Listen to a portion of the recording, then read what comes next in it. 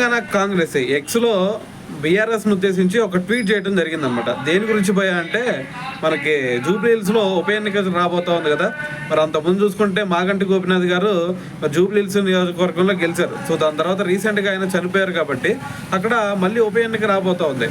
మరి ఉప ఎన్నికలో భాగంగా మరి ఇప్పుడు కాంగ్రెస్ అయితే ఒక ట్వీట్ చేసింది. ఆ ట్వీట్లో ఏమంటున్నారు, ఒకసారి బీఆర్ఎస్ ఆలోచించుకోవాలా. అంతకుముందు మరి జూబ్లీ హిల్స్లో మరి ఎవరైతే ఇక్కడ బస్తీ వాసులు ఉంటారో వాళ్ళకి ఒక్కసారి మీ 10 సంవత్సరాల్లో ఒక్క డబుల్ బెడ్రూమ్ అయినా ఇచ్చారా? మరి ఇవ్వనప్పుడు మరి మీరు మళ్ళీ జూబ్లీ హిల్స్లో గెలుస్తారని చెప్పేసి ఎలా అనుకుంటున్నారు? సరే, ఒకవేళ మీరు గెలిచారే అనుకుందాం.